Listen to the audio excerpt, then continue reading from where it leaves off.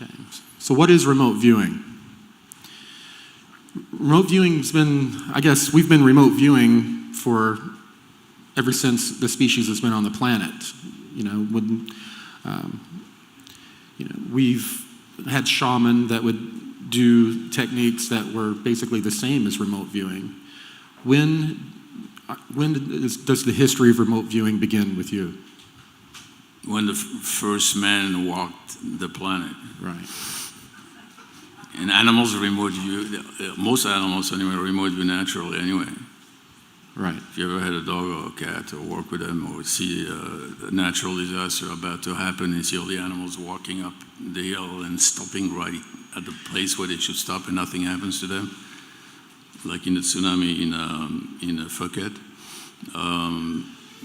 It's a natural ability. It all has to do with the connection being open fully to your subconscious or being reduced so that you don't realize that you have a subconscious that operates.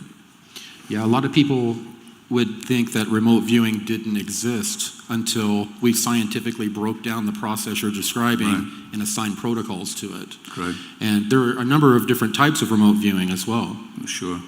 Can you describe the different types? There is the one that I talked about, going within, they call this it's like free-flowing extended remote viewing, which is the one that's the most used. It was originated mainly in Eastern Europe and Western Europe, and then it came to the US. And then in the US, they started doing protocols where they were more amenable to the military here because of their mentality, where they wanted fast results without altering consciousness. And it worked, but it's more of idiomotor responses where and it was based also on certain techniques that were taught by a sect, a religion sect, that was teaching something, the Titans. I know you know what I'm talking about. Right, and it's no surprise that the military was going to try to weaponize a natural ability. How could the military not want to weaponize something? That's not going to happen, at least not right now. Right. So of course they tried to weaponize it, to the point that they even tried to use it for influencing people's health and meditations and the ability to make decisions and try to implement thoughts in other people's. But it was used also for when signal intelligence wasn't as powerful as it is right now, and there were not drones on every corner, and you didn't carry your chip, which I call the iPhone, the Google. They're watching you all day long, listening. Yeah, listening and watching. Before that, when they needed information, they would very often turn to remote viewers. It was not 100% effective, because nothing can be 100% effective when you're dealing with. And I can explain why when you get into those realms, because you can be touching some parallel timelines that are not necessarily exactly the same timelines as you have. But there are ways of being quite effective. I would say the effectiveness of remote viewing right now, at least in the teams that we still have now in my operation, is about 70 to 80%. That's pretty high. Yeah. Is everyone hearing us okay? Can you hear me? Okay, is that better now? Oh, I'm sorry. I really apologize. Will you forgive my accent too? Yeah. Can anybody remote view what accent that is? Okay. Now French is correct. You got it. All right. Okay. So what is the difference between remote influencing and remote viewing? Okay. I don't know who coined remote influencing. As far as I remember, when I wrote in 1996 and 1997, it became public. I revealed how to do remote viewing. I started talking about remote influencing. Surprisingly, a lot of the remote viewers who had just had been decommissioned by the CIA or the DIA said, we don't do these things, of course. There is no remote influencing, and then finally it became a very big if you could, subject matter, and a lot of people became, started teaching what they in their schools also called remote influencing. So remote influencing is really the same thing, though. What we were teaching is bringing, your mind is at all times connected to the mind of the creator. The only thing that exists in creation is thought. That's it. The basis of creation is not light, it's not sound, it's thought.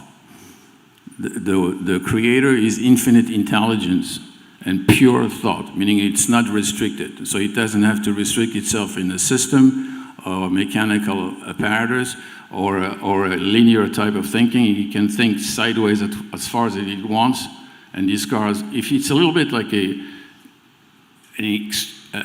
billion times more powerful than our artificial intelligence machine would be. It's pure intelligence, unrestricted. So in order for the creator to experience itself in different manifestations, be they for ourselves in the 3D world as animals, humans, and everything else, he will create systems of thought that would then be translated into the ability for me and you to talk through to the sound of waves we think is air, and he will block the ability to communicate from me and you automatically through our subconscious, because our subconscious are really connected.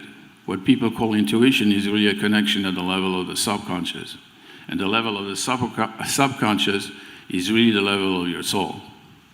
There is, so mind, soul, i.e. spirit, and the creator are not disconnected. We're just the parts of the creator that are here to experiment and interact in this multifaceted game or lattice, if you want, that we call creation.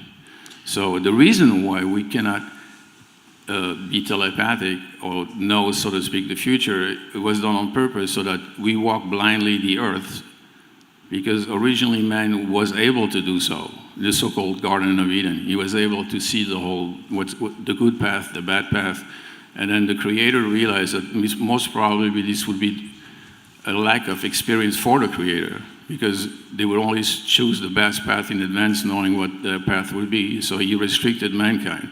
But nevertheless, he gave man the ability to regain this ability, this natural ability, by showing characteristics that will align itself with the creator. And if those characteristics will be shown, you will be welcome back to go back to its original state. It's amazing how the scientific community would state that remote influencing doesn't exist, when the scientific community has documented the observer effect, and how observing an experiment, by observing it, you can affect the outcome of that experiment. Not only that, the only way you're going to not only affect an experiment, the only way anything is going to happen in front of you is if you observe it. Right. I mean, quantum physics right now is getting to the point where they use electrons, they use, but not only photons, and they do all kind of experiments where they realize that there is no real future, there is no past, that there is retro causation, meaning that when you see something, it's your act of observation that creates the reality. And they used to only talk about probability functions that would collapse at that point, but they realized that the moment you see something, and I could go on for hours explaining quantum physics, but we don't have time for that. It's like in the movie Matrix, when they ask Neo, Neo is going to see the oracle, and then this kid is there watching a spoon, and the spoon is bending, and Neo goes, "Well, that's interesting." And he says, "How did you bend the spoon?" He says, "If you think that the spoon is outside of you and I'm bending the spoon, that's impossible. If you think the spoon is inside of you," which it is, by the way, because there's nothing outside of you, "I'm just bending my mind. I'm bending that reality that I'm projecting out." And then the spoon bends. So you can bend spoon, but you can do much more than bending a spoon. You can bend reality, you can bend people's desires, you can make the world a magnificent place. We are basically, we don't realize, but we are not just tiny parts of the creator. We are restricted for our learning purposes until we develop a conscience, not the consciousness, a conscience that's high enough to be brought back up towards and invited in the family of the Creator, and we remain alive with the Creator, because we are really then the many within the one. So when we are ready, we will be able to bend the spoon, bend reality, and create reality as the Creator does. And it's within us. We carry that mechanism within us, in our biology. And just as and mind especially. Yeah.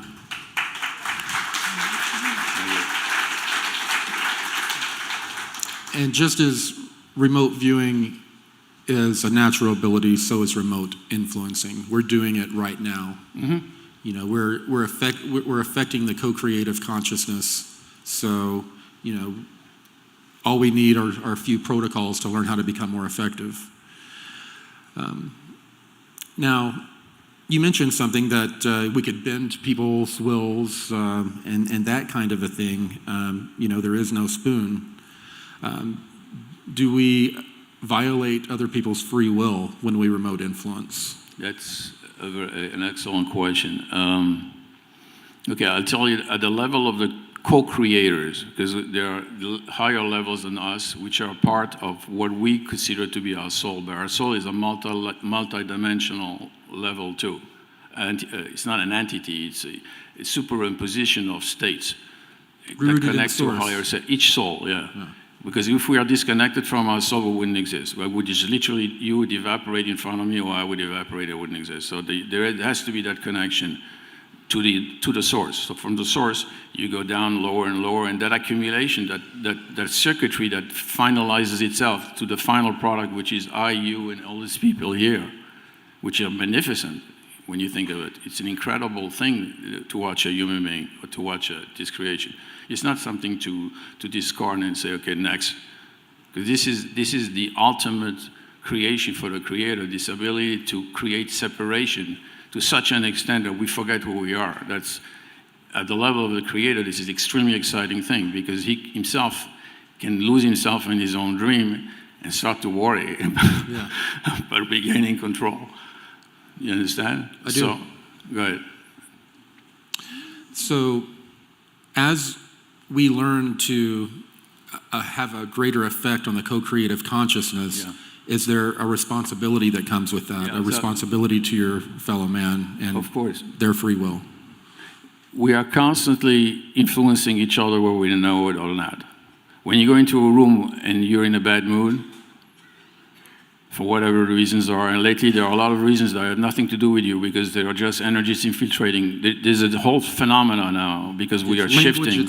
Language itself is a manipulation. You're trying to convince someone else of your... Exactly. Right. So we are here to influence each other. It's not illegal. It's necessary. We are not to be not influencing each other, but hopefully we'll influence each other for the better, to help the other, to share with the other, to be loving towards the other. Because in that process, you're helping yourself. So this is the difference between, yes, you should influence. Now, if you want to impose, which is different, and that can be done, and I'm not going to say how it's been done, not at our level really, but on the higher levels, that game is played, where they try to impose. That is a no-no. But as anything you tell a child not to do, you know what he's going to do, most probably what he's not supposed to do. So this is it's become a serious problem at the level of what some people perceive higher creators or extraterrestrials and so forth. They come in and they start, playing with our minds. I won't even talk about what's going on in the governmental levels, which is they literally almost fry your brain to try to to put thoughts in it. What is the difference between, some people spend a lot of time daydreaming, and is that a type of meditation? What is the difference between daydreaming, meditation, dreaming, and prayer? Well, it depends how you pray. If you pray with full conviction because you believe in how you pray, or the name that you invoke, or whatever that is, or you've seen the power of prayer, and then there's a positive reinforcement that this will be achieved, you're really influencing reality. You're bringing that future that's not there yet in manifested format, but that's being created, and you're going to meet it. And the moment you meet it, you're going to have the present moment of living it. That future is being prepared to you because you're energizing that particular future. There are many futures that you could choose from, but by doing this, you're bringing this to you. It's like a placebo effect on steroids. If you really, so that's what prayer is. It's really influencing reality. The mechanism is always the same. And if you do it just because you don't pray to a deity, but you pray because you understand the process and you understand that you are part of the deity, which hopefully everybody will soon, then you will bring that future that's been created by your higher self to you, and then you two will marry together, and then this will manifest itself, concretizes itself in this perception of reality. We have what we call the dream of creation here. Yeah, I think a lot of people, just on meditation, they put too much mystery into it. But as I've stated, when you've sat in a deep state of thought or daydreaming, that's no different than meditating. No. And learning to obtain those deeper states of consciousness help you to not only meditate on a deeper level, but you get closer and closer to being able to wield that remote influencing ability and the remote viewing ability as well. Right. If you think in terms of having an ability, you have it already. Right. Just has to be fine-tuned. Yeah, just watch a little baby when he's born, he starts screaming and he wants food. He has the ability to influence reality from the moment he comes out. That's it. We all have this ability. So we are meant to have this ability. The question is, what do we do with this ability? That's a question we can only answer. And as people become more powerful in the way by which they're going to influence reality, including using their so to speak, the car, the vehicle, their biological vehicle, and the activity that they can do during the day, it's the quality that's more important than the quantity. So the quality of your influence is really capital, but it's there. Now we teach techniques. Because you said that. It's funny that when you said that, it's like when people ask me, what's the difference between meditation and this and that, and they say, I cannot meditate, I cannot go into hypnosis, and I said, really? And I said, have you watched a movie? And they go, yeah. I said, well, if I put an EEG to your brain, you'd be probably into deep alpha, within a couple of seconds. And that's where they use that state in movies to plant seeds into our co-creative consciousness and use it against us. Because I'm curious, you've been doing this for quite a while. Mm-hmm. Have you ever had, because this is really dangerous information. They try to keep the observer effect secret. They don't want us to know the power of our co-creative consciousness, because they want us to stay there in a state of being asleep so they can manipulate it. Yeah. Have you ever, from delivering this information, have you ever had opposition? Whoa. Stupid question? No, because if I were to tell you what happened to me, and I have some people that have known me for a while out here, you would beat the best movie, science fiction movie, and in a sad way though. Yes, of course. I can relate. Yeah, from many levels, including some levels are not human, because they don't want that information out at all. No, this is dangerous information. Very dangerous. If you're the control much system. More sophisticated than our military, by far. Right. So I could write like books on that. But I always believe that if you stay aligned with the one, really aligned in your heart with the one, you're protected. And this has been proven to me many times, including recently when somebody really tried to get rid of me and put some drugs in a drink, and where when I opened my eyes, which I was not supposed to be a minute later, but like 10 minutes later, that person was strangling me, and I laughed, because it was not even me, it was my higher self laughing, going, you really think it's going to work? And just kicked her out and left. But those things happen all the time. I heard that there was a problem with Wilcock, right? With an accident.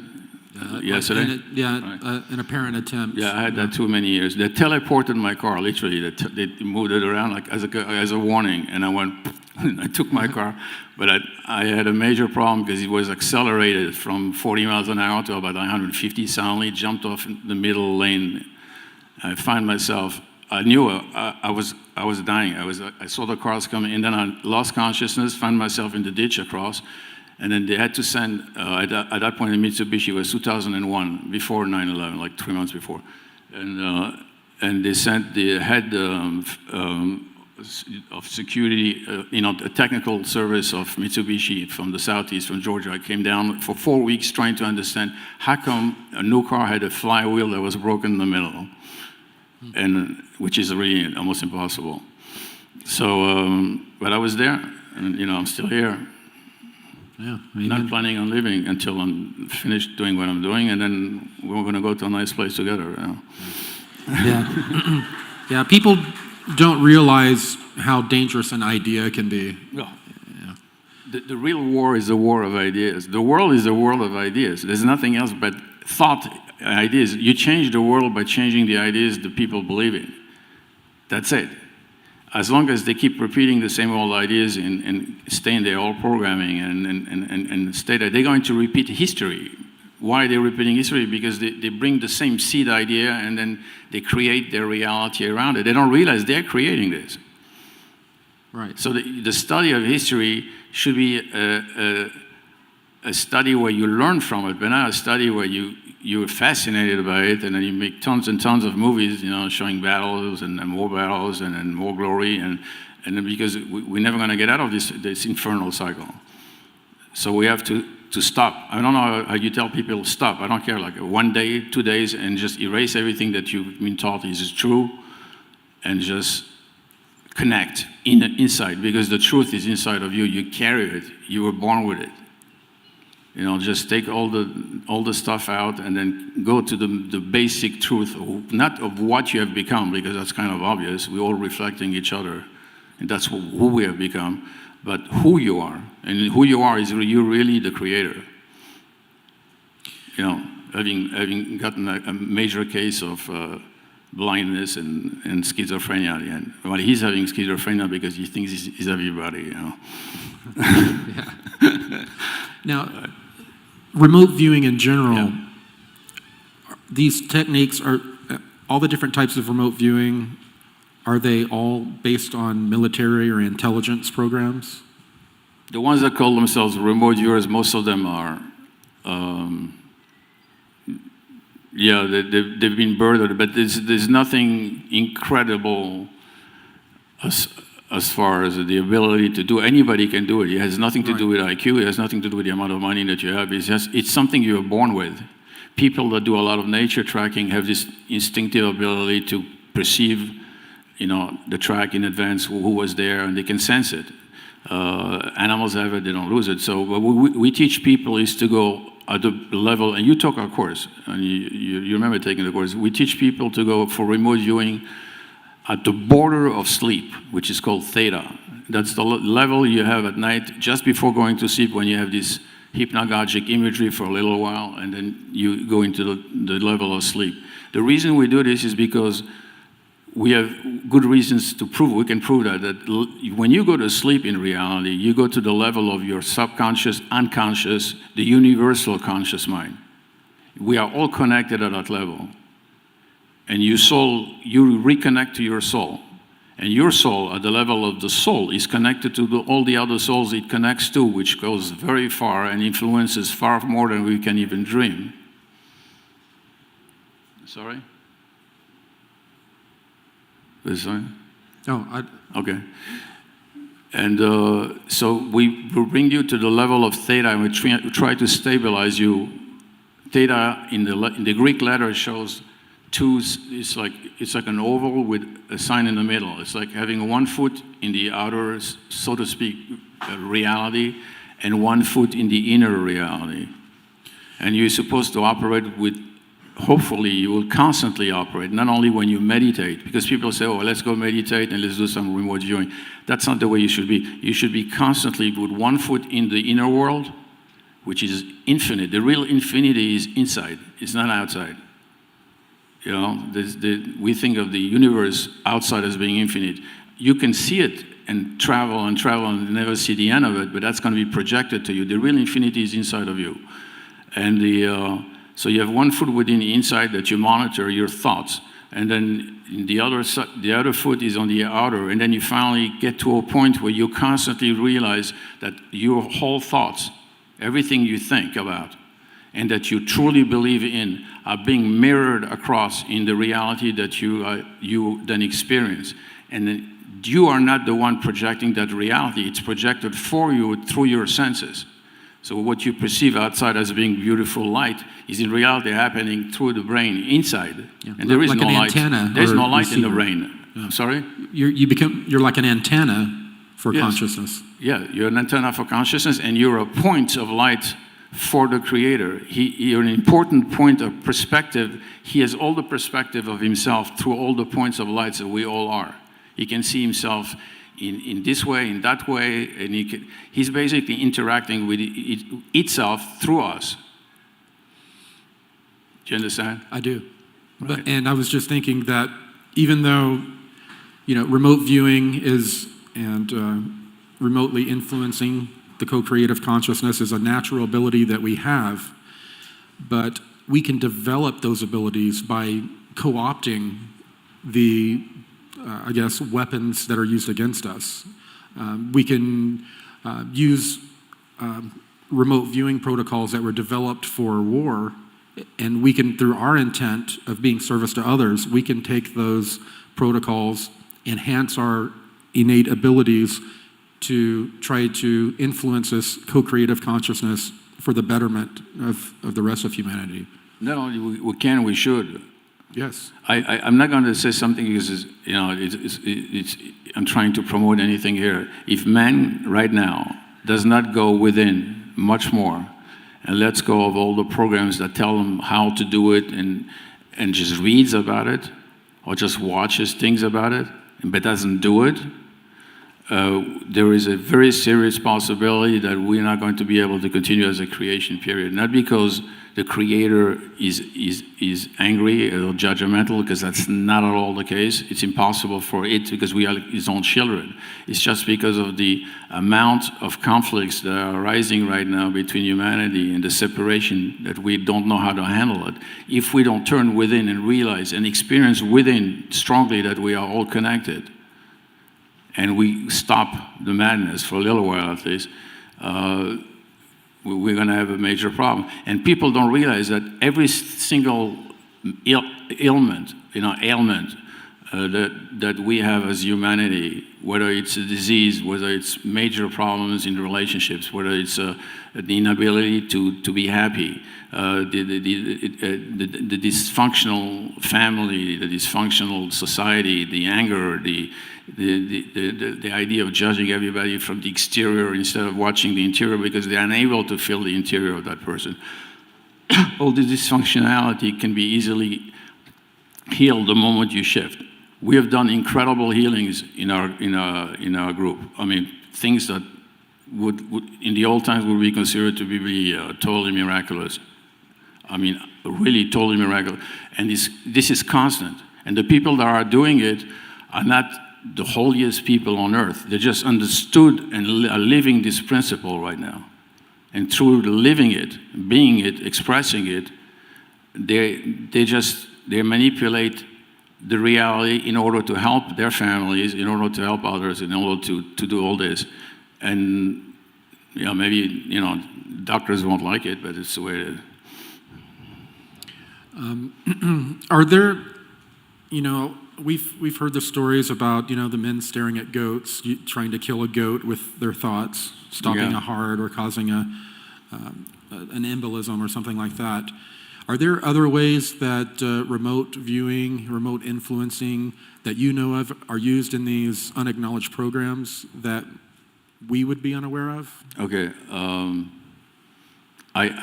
I am not aware of it personally. I know they were using it here, especially trying to mess with this. I don't know how efficient that would be, I can only say that, yes, you probably can do these things. You don't have to look at the remote viewers. You look at the black magicians, they do this all the time. Mm-hmm. But it takes also two to tango. The person that is being applied a certain negative energy, if you want a bad spell, and then you're trying to do something to it, usually you realize that if they have the fear, if they just catch that element of fear, they are seriously at risk. But if they are able to stay in a state where they do not espouse fear, because fear is not natural, it's not godly. It's a reaction in front of the unknown and not knowing how to react, and then you seem to either react aggressively or you lock into a shell. If you don't have this fear, you're fine. So my answer is yes. If you're asking me on higher levels that you've experienced, if they can do certain things, yes. Okay. Yeah. Let's see. I had a question here, but I just lost it. But I guess we'll move on. What is a collective consciousness? Is it the same as source? Is it something a little different? It has many levels. You could imagine it's a node of consciousness. If you have 5 people connected to a same node of consciousness, let's say, okay? And then there are branches, and then there's you, and then there's your son, and then the daughter, and then they're all connected. It forms one node of collective consciousness. If you talk about the global consciousness of mankind, that's another node. And that's already a very highly creative node that connects every single human being on this planet. If you talk about a universal consciousness, then you're talking about a whole universe. And that continues to multiply, because there are many, many universes operating parallelly in different realities to ours. So they all gigantic nodes of operations, of creators. These are real creators, are operating, handling, controlling their creations, and hoping for a better outcome. There's not a creator in the world that wants a bad outcome. There's a problem is certain creators, certain energies, if you want, are afraid of losing us as humans, because they basically have gotten used to use us as batteries, as energy, because we have divine energy, yeah, and they don't. Right. In fact, they are really artificial. It's like we are playing with computers. There are some creators that have played with artificial types of creators, and they've lost their ability to create their own energy, so they just suck it out from us. So they try to divert us and confuse us all day long with stories, especially scary stories, and stories that put us in a state of incredible stress, so that we barely have time, because even though time is relative, or you can even say it doesn't exist, we only live the present. We don't have time to go within and do this. So that's why we have so many people right now. I would advise them, instead of watching their iPhone and eating from the apple of the tree of good and evil, at night to relax, I would watch a movie that shows battlefields, and so, because it stays in the mind. Every time you watch a battlefield movie, the mind has no knowledge of future, past, whether it's real or not. It takes it in as if you went through this. And it changes you, and it changes the field around you. First your family, and then your city, and then your country, and then the whole planet. So we're not doing ourselves a favor doing this. It also kind of reminds me of what I was told, that all of us want to change the world, but if we start practicing these types of methods, then we are changing the world, one person at a time. Yes. And through our example. And there's not going to be a savior coming from anywhere else saving us. We have to be the saviors, each and every one of us. We have to do it. And we can. It's so easy. Yeah. First, we have to overcome our programming. And the programming is on many different levels. We socially program each other every day. That is not a social norm. That is not right. You're going against that. We've been programmed to shepherd ourselves.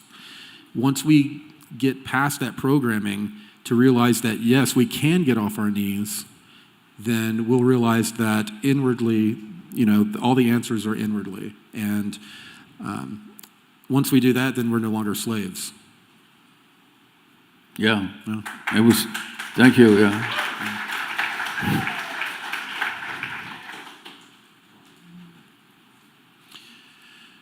How do our daily thoughts, concerns, fears contribute to this co-creative consciousness? How does it affect the co-creative consciousness? The co-creative consciousness is, I give you an example. When we do remote influencing, when we teach you remote influencing, we teach you how to go into the sleep state, which is in Greek as the letter delta. It's called the delta state. It's from 1 CPS to 4. Your brain is vibrating between 1 times per second to 4. If you're at 0, you're not here anymore. So at 1 to 4, you're in delta. At that level, there is no dreaming possible. And people thought, well, even though we spend at least a third to a half hour a day, depending if people like to sleep or not, being asleep, why would the creator create that state and have us stay there doing basically nothing? Well, we're not really doing nothing. We are in touch with a creative state and the creator at that point. So we can teach you how to remain totally lucid while you're sleeping. You may hear yourself snoring. You may decide to leave your body and do some high work. So it's very advanced lucid dreaming, because in reality, we're all dreaming. As I'm talking to you, we're in the middle of a joint dream. This is a dream that we're having together. But lucid dreaming is when you take back control over your reality. And at that point, you can inject thoughts at the level of the creator, who is totally neutral. And you take back your control over your creation. You can protect yourself. You can protect your family. This is remote influencing on a very, very high level. Now, to go back to this, good. We know that thought can have an effect on matter, but where does emotion comes into play? I've always been told that emotion was sort of a catalyst, an energetic catalyst to thought. Okay. Not only does thought has an effect in matter, thought creates matter. There is no matter. Right. The illusion of matter is created to the activity of thought. Now, it's not created by you saying, let it be a mountain here, or I want a tower, and it should be immediately. This happens on different levels. It's created by consensus, by a large group. By consensus, and there is literally something you call the matrix or whatever. It's a lattice of operation that the creator made available so that when you input into this lattice, I want this to be manifested, it will manifest. It's like if you're dreaming at night, and then suddenly you find yourself riding a horse somewhere, and then having a whole story unfolding. Did you create the horse? How did you go about creating the horse? Who are the other characters living, dreaming with you? Is it you? Well, they are you, yeah, but they're coming from higher levels of you that are playing against you, so that you have this impression of a story being played out. So, if you're asking me if matter really exists, it matters a lot, because otherwise there will be no reality that we would perceive it as such. We wouldn't take it seriously. So it's nevertheless, it's still thought. That's why when you said bend your mind, you'll bend the spoon, because the spoon is not made out of matter. It's literally a projection out.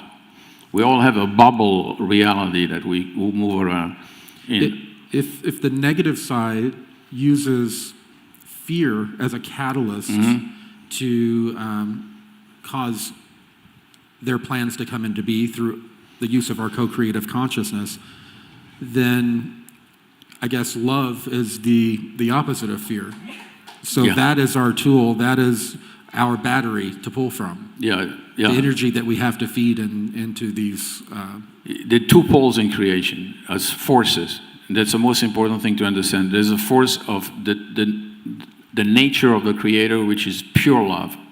It gives life, love, and light starts with it's basically the same thing. It's gifting, not asking anything in return. So that's true love, unconditional love.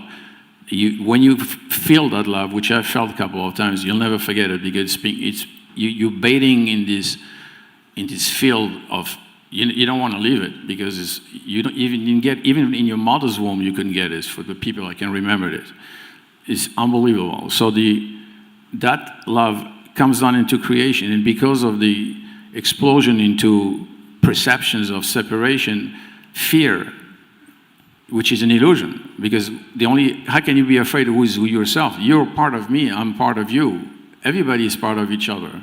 Ignorance causes fear. Huh? Ignorance of that causes fear. Exactly. And then hatred starts coming in. And from hatred, we're going to violence. And then we have principles, and then we have books, and then we have systems. And then before you knew it,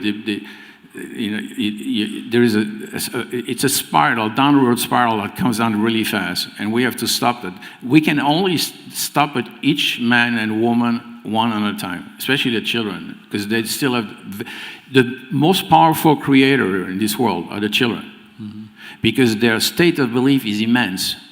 So when a child is watching a violent movie, as opposed to an adult, and you're saying, well, he's only a child, or he's playing a video game that's violent, you don't realize that kid has 100 times more power in creating violence around the world than you have, because for him, he's so engrossed in this reality that he's emotionally attached. His emotion is what gives life to thought. When you marry emotions and thought, you create.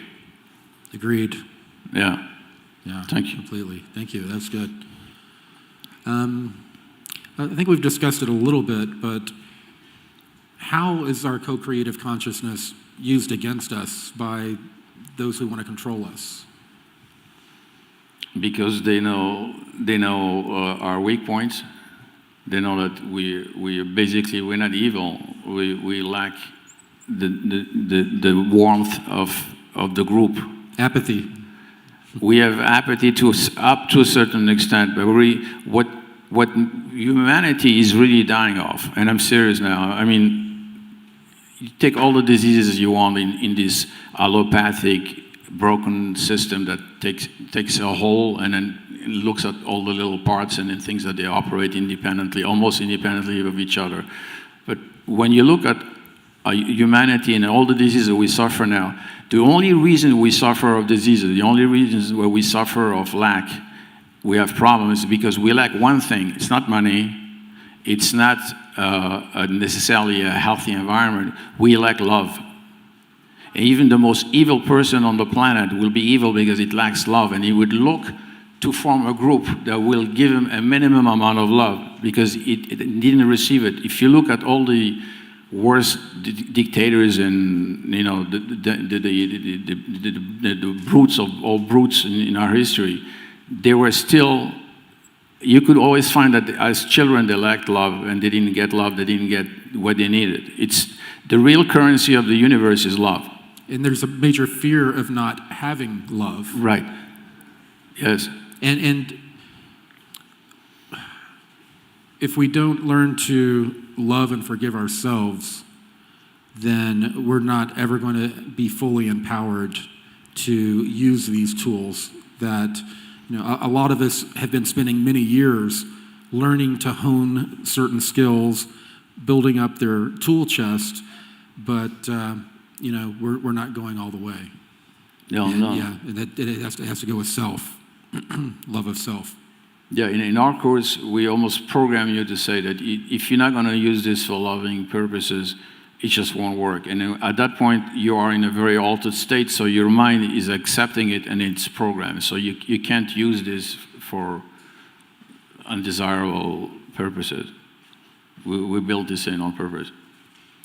Now, I think I've talked a little bit about how I had in the programs seen them discuss how they use our co-creative consciousness against us, but use propaganda to do it. Movies, the news. Mm-hmm. And a lot of the times they will plant a seed, the idea of what they want to occur in your mind. And either at the same time or at a later date, they will do a false flag or something that will cause you to make that come into reality with our emotions. Are there other ways that they use the media and other tools against us in our co-creative consciousness? Okay. It's going to be hard for you to, not you, because I know you will understand, for a lot of people to accept the fact that we not only are being abused and used and played with, and we're the most important players in the universe because we have a straight connection to the creators. Well, all this, so to speak, archons, titans, call them whatever you want, those mega forces don't. What's happening is that they play the chess game.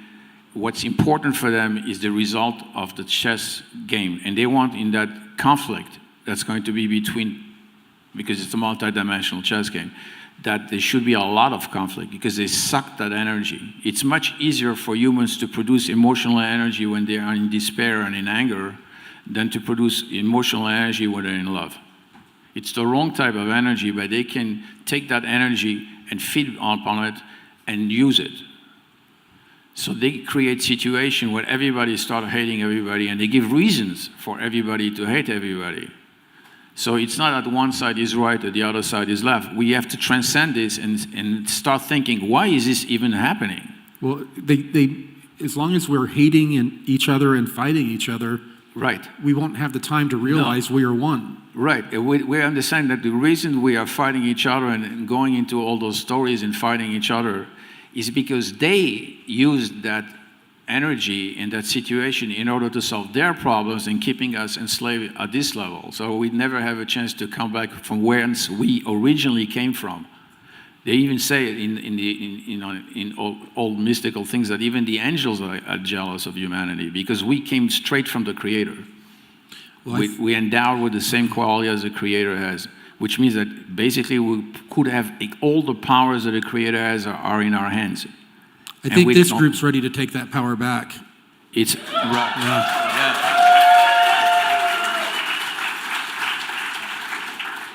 Yeah, it's due time, I think so. Yeah.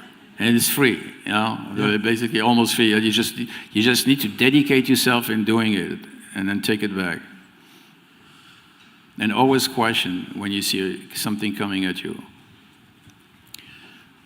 What is the best way to defend ourselves against these tools that are used against us, media and other tools that they use to guide our co-creative consciousness in the wrong way?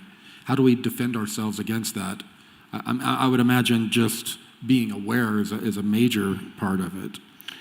They want you to get upset and fight them. They're like the bully that comes in the road and say, "Hey, how about a fight?" Instead of being like water. Right, and then you should do it. And I'm not saying because of Christianity, it's that give him the other cheek, which doesn't mean that, hey, hit me on the other cheek. It means I'm not interested. Goodbye. Yeah. So turn away. Show them your other cheeks. It doesn't mean that if you right, turn on your rear. Yeah. Right. Yeah. Because that takes courage. It takes a lot of courage to do that. Most people say it takes more courage to oppose and fight. No, it takes a lot of courage to be totally calm, smiling, remaining loving, understanding that that poor entity is lost, and saying, "I love you anyway. We'll find you when you get back to your senses. We'll talk, but not right now." It's hard to remain that zen all the time. I can tell you. Recently, it's been very hard for me. Very hard. Yeah, for me too. Yeah, I know. Okay. So, what can we do to grab a hold of the rudder and begin to change the what do we do as 1, 2, 5 people in a group? How do we start to navigate to the most optimal temporal reality using the co-creative consciousness? How do we do this? First, we'll make a decision that we're going to co-create. That's the first thing. It's almost a decision we have to decide. We're going to co-create and agree consensus-wise on what. Right, on what exactly, and then decide on what. And this is a dynamic process, not a static process. It changes as it goes. It keeps on expanding to areas that we probably don't even dream of right now, as we realize the impact that we can have. So we start co-creating, and we co-create in a harmonious way. We create. Everything in the universe is harmony and sounds. Sounds create light. It's the first thing that existed in the universe when consciousness, as pure thought, started vibrating itself and said Om. But it was a vibration of consciousness, not a vibration of air. And that created the first light that started coming in, and then all the structures that we could think are coming from that matter, creators, entities are coming from that. So we have to do the same thing. We have to go back to our core, very core, and get that connection back. We all have it. It's not difficult. People think, oh, do I dare? I mean, I'm just a little nobody, and I haven't been anointed yet, and I'm waiting for a certificate from the university to tell me that I'm a super PhD in this. And what would my mother going to think of my daughter or my husband? And they're going to think I'm crazy totally on being knocked out. So, if you this isn't the way you should think. Just have at least the courage to realize who you are and express it. Doesn't mean that you have to shout it every day. You said, "Hey, don't talk to me. I'm God." You know, that's not going to work.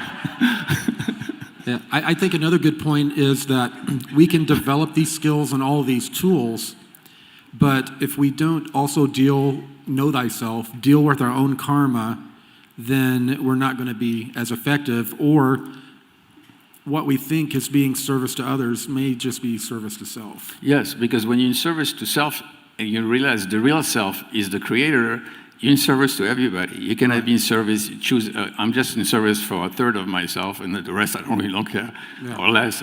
or every other day. Right.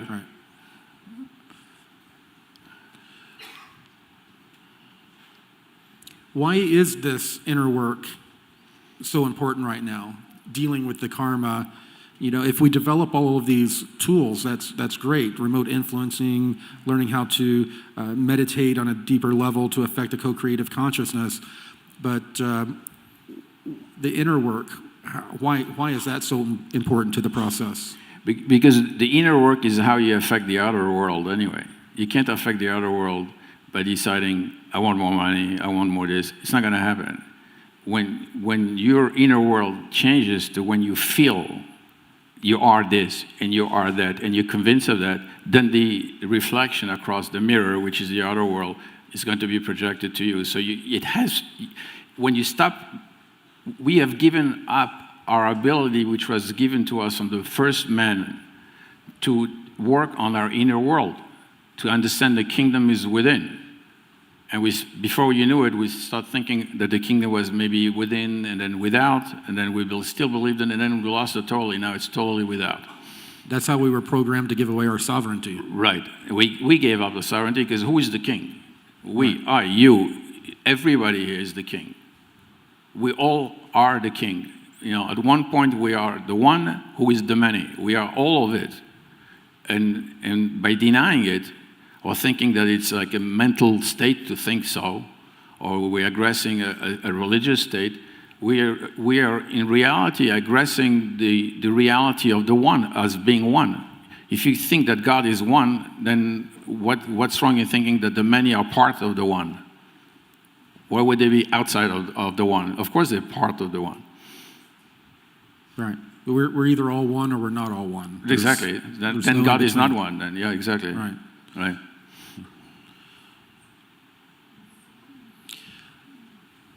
Why we've heard earlier today people asking this question. Right now, it seems like everyone is being forced to deal with all of the karma, all of the trauma that we've buried deep and swore we would never visit again. Now it's being thrown in our faces. And we see people behaving very strangely in the world. To put it mildly right now. What do you think is the cause of that? There is, this type of world starts in chaos and then goes into order and then goes back into chaos and then goes back into order. This is a type, if I were to speak on a higher level, the old Bible calls this the deluge. We're in the middle of the deluge right now. Not a deluge of water, a deluge of consciousness, where all the upper levels are coming down, the higher levels, and they're mixing with the lower underworld levels. And this is covering all the consciousness. So we're getting a lot of energies going through us. And then we have to understand, when you wake up in the morning tired or in the middle of the night having this crisis of anxiety, you don't understand why. Or you feel suddenly that somebody is dying or something serious is about to happen. and then you don't run to your psychologist because next day you may wake up and feeling great, and then you go, oh, this is a beautiful day today, so I must have done something good. It's a very difficult process, because what is in reality happening right now, this whole creation has not been truly born yet. I know it sounds like I'm totally losing it, right? But I'm not, That's the only thing I know. Not yet, anyway. Give me a couple more years, we'll see. Right. So, the famous master Jesus asked him, they went to him and they asked him, tell us, Master, when is the end of the world going to come? And he said, have you even gotten to the beginning that you should ask me about the end of the world? And of course, I didn't understand it. A creation goes through a phase. The first stage is called the phase of the evening. When the moon shines, the silver sunlight, that's when the baby is inside the womb of the mother and breathing the placenta, and then happy and bathing and taken care of, and everything is fine. And then there is this birth process through the canal, and that's the night, and that's really difficult and very, as a matter of fact, if you do some hypnotic regression on any one of us, and then you bring them to that state, it's the most traumatizing state you can think of. It's like your original trauma. The original trauma is incredible, because you're being pushed around, you don't know where you're going, you didn't see the light yet, because you're used to being in darkness and everything is fine and you're taken care of. And you suddenly realize you have to take responsibilities. You're going to be disconnected from your mother, and you're going to be an individual being alone. You think alone. In reality, you're not, because your father is waiting for you and your mother is still there, but you don't know. So this whole creation is about now, after having been prepared for so long by the Creator, is coming out. The problem is that there are a lot of entities here who don't get that, of course not, but there are also entities who have an interest in us fighting this whole process. So the baby is breaching. Is coming out in a breech position, and is almost not accepting the light that's waiting, this glorious light, which is the real creation, the beginning of the true creation, where then you have no idea what can be achieved there, because I've been there. This is like, you're not going to ask about remote viewing or remote influencing, because it's like beyond this at that point. But we have to cooperate right now, and we have to understand and experience the oneness between us, so that we bring everyone into this aura, this atmosphere of harmony, and then we turn back, and we're not afraid of how should we be afraid of the light? We come from the light. We are birthed by it. We're going to go back to the light. We don't die. We live for eternity. So we have to turn around. It's like the story of Plato, the cave of Plato, the Greek philosopher. He's talking about this cave, and people are watching a wall, and there are shadows that they're watching on the wall. They're fascinated by the shadows on the wall. And behind them is an opening. They're free to get out. And there's this beautiful, magnificent light and scenery. And they're all sitting there watching. They're giving their back to the light, and they're watching the shadows. I think it's time for us to let go of the shadows. We had enough. We paid our price. We're all worn out to the bones, really. And we fought a great fight.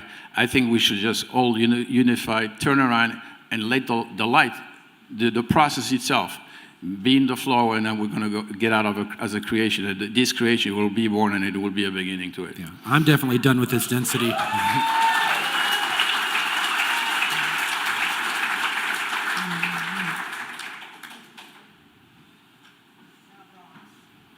Yeah, this is an easy one for you. How can we better handle painful situations with family, jobs, partners? That's more of I guess it's going back to dealing with yourself, because usually you're projecting onto others. What do you think is the best way to begin to process a lot of this trauma and pain? I know that through your course, a lot of people have reported that they've been able to process traumas. What is it about the process that allows them to do that? It's multiple. First of all, they started experiencing this sense of unity, and they sense others. It's not like necessarily that they're constantly reading their thoughts, but they sense them, and they can put themselves in the shoes of the others naturally without asking for it. So it makes a relationship to be much easier because you don't have to try intellectually to put yourself in the shoe of somebody else to see why he would say what he said or do what he did. And then at the same time, when you rise up in vibration closer to the light, to the highlight, you affect your whole field. And the ones around you are automatically affected. You wake them up. You make them more alive than they were before. And then the harmony comes in, because at the level of the highlight, there is only harmony. There cannot be disharmony. It doesn't even exist. So, okay, we're not there yet, but at least you're bringing all your environment into a moment of harmony, and you expand their mind. Because this whole idea of IQ or intelligence is ridiculous. Because if we are part of the Creator, we have access to infinite intelligence. And the way to open up our IQ, what we think is IQ, is not by doing some brain game on the computer, is by rising up closer to the Creator, at which point you start thinking in total different ways. You change your construct, your mental construct. Yeah, you have to have the intention to change. You have to have the intention, yes. Yeah. Is Mother Nature, what we see occurring on the planet, is that a part of the collective consciousness? Mother Nature takes care not only of this planet, not only of this universe, but all the universes. It is the one manifested in creation and with all the mechanisms of creation. We are children of Mother Nature, meaning we're the children of the One. The feminine aspect, the first vibration is Om, which means mother. It means Ah is a sound that's the most normal, easiest sound that will come out of your mouth is Ah. E is already a contraction. And is when you take the two parts together, you start vibrating them together. It's a sign of pleasure, but it's also a sign of the mother and the multiplicity, the multiplications, the M sound, the mother sound. So she's the one holding us in her bosom. She's feeding us freely. She represents infinite love and unconditional love. We have hurt her tremendously. It was to be expected that we would have some kind of reaction in not understanding who Mother Nature is. But I always say to people, if you want to see God, don't look for God in a book. Go look for God in the living God. The living God is Mother Nature. It's right in front of you. You're here.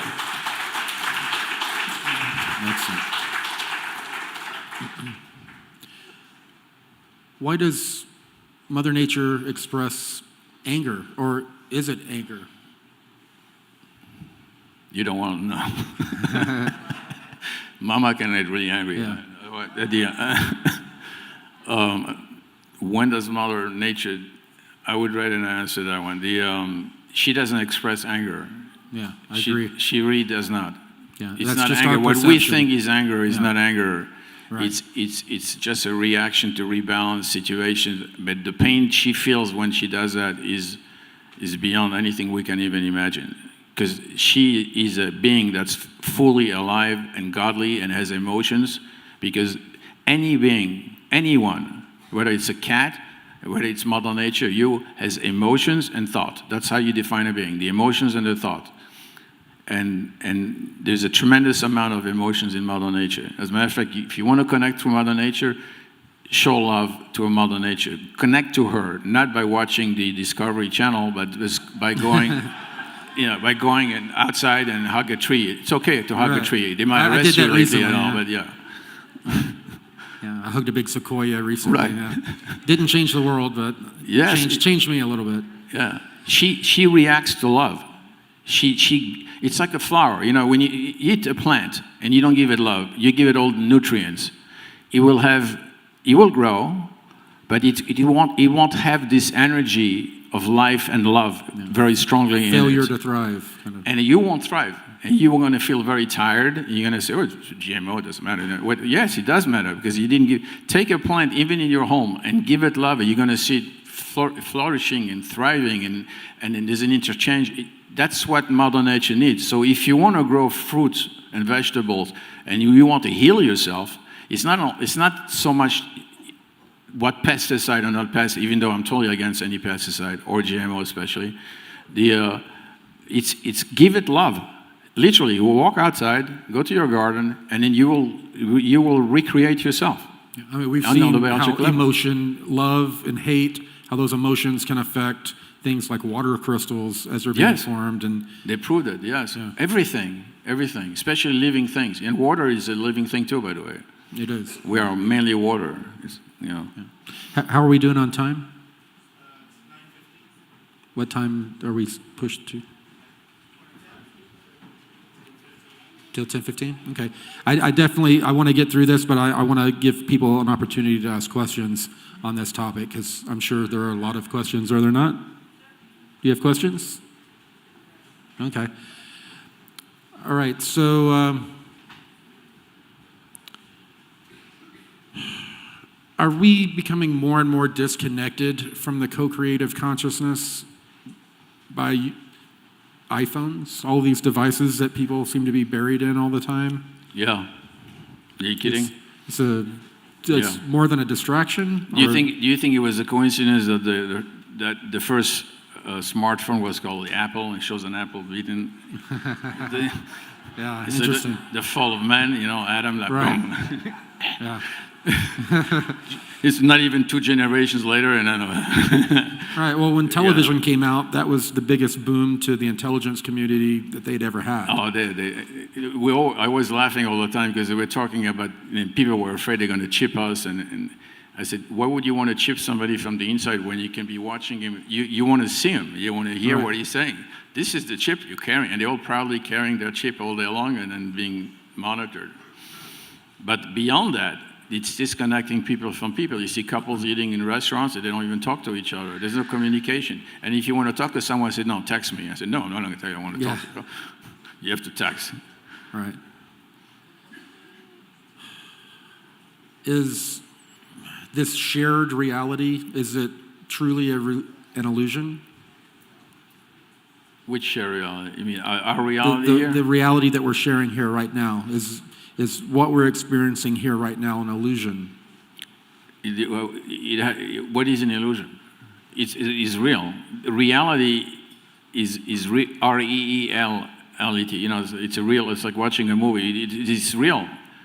It's a manifested movie where we are active. That's all God can do. Is He can dream within His own enormous mind and keep everything in order, so that we as Him are active in this reality. Yeah. I guess if we're But this can be a co-creating paradise. it, it's real. If we're co-creating it, we're making We're it real. co-creating, yeah. We're supposed to. He wants, and it's like you want your kids to work with you. You know, you don't want them to work against you and rebel against you.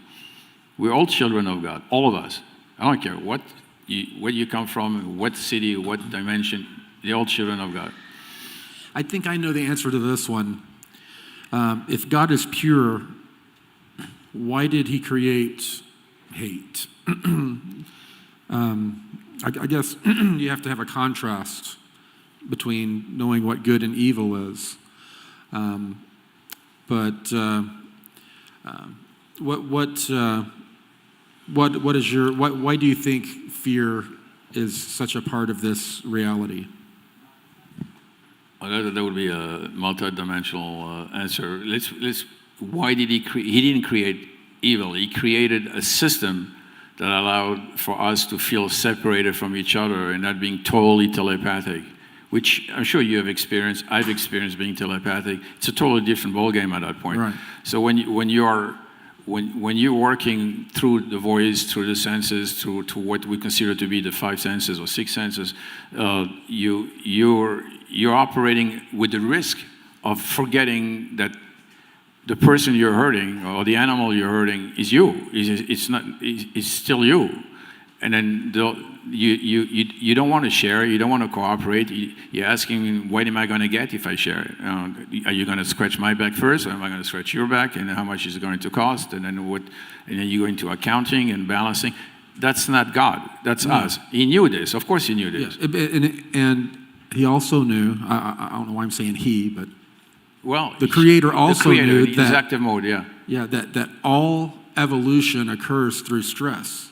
Yes. So if we did not have these negative things occurring, we didn't have the traumas, we're not going to evolve. We're just going to be at a status quo. So I guess we need to learn how to appreciate the traumas once we've learned from them and then and move on. That's very profound, yeah. Because what you're saying, which is true, is that there is this creation, which is magnificent, but on the level of training is considered to be a very low and difficult training. It's almost the last training before you graduate here, from kindergarten, okay, from the higher schools. Right. But it's still the last training. It's extremely difficult. The Creator knows it. And this is a distillation process of consciousness. You don't get to go to a higher level creation, or even to eventually get your own creation, because we don't realize that all the children of the One are supposed eventually, after one point or another, to become real true co-creators, cosmic creators, and get a co-creation. The One can co-create as many creations as it wants. It's not a problem. But we are being tested as far as quality of consciousness, not quantity. And everything here is quantity. You know, bring masses to people together, or add more money, or a million plus a million is 2 million, and that's not how he is. He's not judging ourselves because of we did good or bad. He's judging us to see if we are of the quality that's enough to go to a higher level. And that's why when you said we are getting those traumas, yes, you should say thank you sometimes for the traumas, because when you get a lot of traumas, it means you're almost out. You're almost going up. It's a sign that you're about to graduate. Right. Yeah, if you don't get anything, you don't tell that to people, but yes. Yeah, that's recently I was told I was going through a karmic quick burn. Yeah, definitely felt I feel for like you. it. I'm still in it. Right. I'm sorry, how much time do we have left? How much time do we have left? About 20 minutes? Okay, we'll do a couple more questions and then, okay, next one.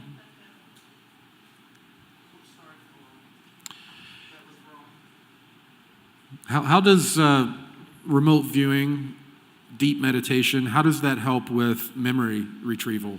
I know a lot of people have been trying to figure out if they have suppressed memories. What are the best ways to retrieve those memories? I know some people are going to a regression therapist can be good, but you've got to find one that's really reputable. They can front load you with information by accident. Easily. Yeah. Easily, yeah. I mean, what is your answer to that? It's funny that you said it. I used to do a lot of past life regressions just as a game years ago, and I finally I managed to get most of the ladies that I was doing past life regression to become Cleopatra, because she was very popular in those times.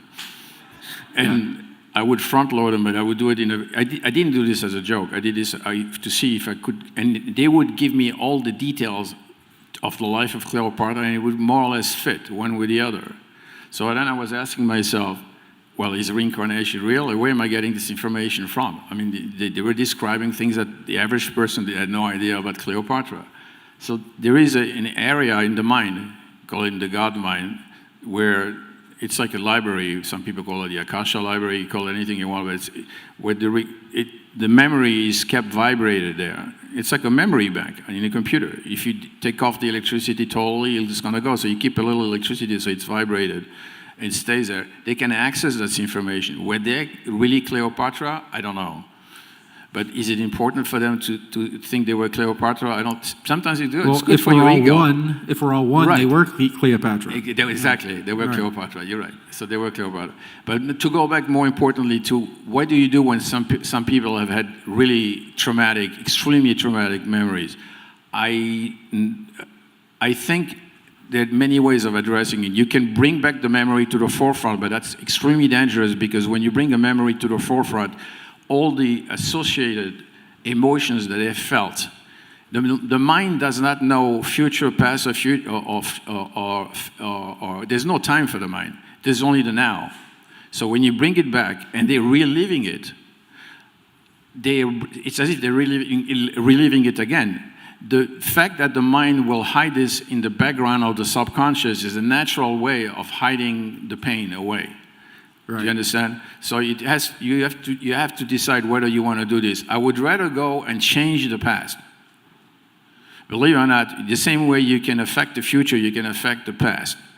You can go in a very deep state, like let's say, especially Theta, and then you relive. We have a whole part of the course where we introduce people to something called the diamond body. They're basically recreating themselves. Physically, they can change the way they look, and trust me, it works. Mentally, and also spiritually, but also as far as the memory banks. They can recreate and decide that I don't accept this as my background or my past, and they make up a past, like people that believe in having multiple personalities and then they believe that they've had different pasts. Yeah, I know that works. It can be a very powerful tool. Yeah, I have done exercises to where I send messages to myself in the past. Mm-hmm. Like if I forgot to bring something on a trip, I will sit there and consciously try to send a message to myself in the past. And I train myself to always be listening for that little nudge for myself in the future. And there have been several times that it's worked out very beneficial for me. Right. And you know, right now with the quantum computers and quantum physics, it's been proven, the delayed choice experiment has been proven, so that a reality that's concretized now in the material world by our observation is sending waves in the past, changing the past, sending waves in the future, changing the future at the same time, and then presenting us with a present. That's physics. You know, they can blind themselves, all the people that will not accept it, but this has been proven in laboratory experiments since 2010, 12, but very strongly so now. Yeah.